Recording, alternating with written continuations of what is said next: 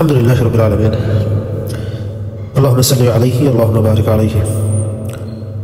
শেখ আব্দুল আজিজ ইবনে আব্দুল্লাহ বিন বাজ রাহিমাহুল্লাহ ছিলেন সৌদি আরবের বিখ্যাত মুফতি। তিনি বিশুদ্ধ আকীদার এক শক্তিশালী আওয়াজ ছিল। তিনি আখিরাতের ভয়াবহতা ও এর প্রস্তুতি নিয়ে তিনি বহু উপদেশমূলক বক্তব্য দিয়েছেন। তো তার কিছু বক্তব্য আজকে তুলে ধরব, যেটা সম্পূর্ণ কোরআন হাদিস ভিত্তিক। তিনি বলেন, আখিরাত চিরস্থায়ী ও দুনিয়া অস্থায়ী। এই দুনিয়া কেবলমাত্র একটি পরীক্ষা, কেবলমাত্র ক্ষণস্থায়ী মরীচিকা, কিন্তু আখিরাত সেটা চিরস্থায়ী, নির্দয় ও ভয়ানক। যে সেখানে ব্যর্থ হবে তার জন্য পুনরায় ফিরে আসার সুযোগ নেই।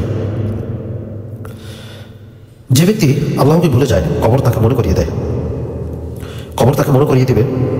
মানুষ যদি জীবিত অবস্থায় আল্লাহকে স্মরণ না করে, তবে মৃত্যুর পর কবর তাকে কেঁদে কেঁদে মনে করিয়ে দিবে, কিন্তু তখন তা কোনো কাজে আসবে না। কিয়ামতের দিন হবে এমন এক ভয়াবহ বিশিষ্ট মুহূর্ত, যেদিন মা ও তার সন্তানকে ভুলে যাবে, ভাই ভাইকে ভুলে যাবে, প্রিয় মানুষগুলোর কথা স্মরণ হবে না। সেদিন মানুষের মাঝে কোনো সম্পর্ক থাকবে না, থাকবে শুধু তার আমল। কেউ কারোর জন্য কিছু করতে পারবে না। মা তার সন্তানকে ভুলে যাবে, ভাই ভাই থেকে মুখ ফিরিয়ে নেবে। আল্লাহর শাস্তি থেকে নিরাপদ ভেবে বসে থাকার কোনো সুযোগ নেই। আপনি অনেক আমল করেন, আপনার দিন প্র্যাকটিস, আখিরাতের চিন্তা, আল্লাহর ভয়, রাসূল সাল্লাল্লাহু আলাইহি ওয়াসাল্লামের প্রতি ভালোবাসা অনেক বেশি।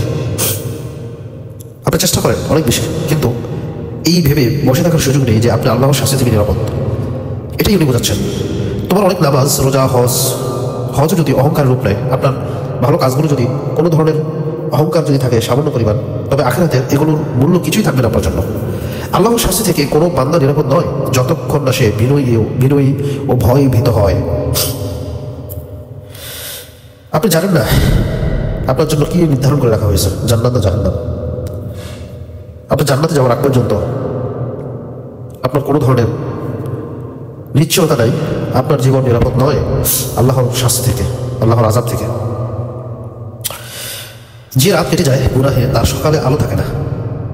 যে রাত কাটে গান, মদ, জিনা বা অন্য গুনাহে, তার সকালে নূর বা রহমত আসে না, বরং সে অন্ধকার নিয়ে ঘুম থেকে ওঠে। আখিরাতে তার হিসাব খুব ভয়ানক। সারা রাত মুভি, গান এগুলো দেখতে দেখতে তার সময় কেটে যায়। রহমানের বান্দারা তো রাত্রিতে দাঁড়িয়ে তার রবের কাছে প্রার্থনা করে, রবের জিকির করে, আর সেই সময় আপনি ঘুমকে বাদ দিয়ে আপনি গানে মগ্ন, সিনেমা দেখে মগ্ন। আপনার অন্তরে সেই নূর থাকবে না। আল্লাহ যদি তোমাকে ক্ষমা না করেন, তবে সমস্ত পৃথিবী তোমার উপকারে আসবে না। তুমি যদি দুনিয়ার সব সম্পদকে দিয়ে অর্জন করে ফেলো, তবুও তুমি যদি আল্লাহ ক্ষমা এবং ভালোবাসা থেকে দূরে থাকো, আল্লাহ সুবহানাহু ওয়া তাআলা তোমার জন্য এই জীবনটা হচ্ছে অভিশপ্ত জীবন। আল্লাহ সুবহানাহু ওয়া তাআলা তোমাকে যে জীবন দান করছে, যে পবিত্র জীবন হওয়ার কথা ছিল, তুমি সেখান থেকে গাফিল হয়ে সেটাকে উপেক্ষা করে নিজের নফসের অনুগত করে, শয়তানের ধোঁকা করে, শয়তান অনুসরণ করে, তুমি শয়তানের পথকে অনুসরণ করে নিজের জীবনটাকে ডাস্টবিনের রূপ নিয়েছো।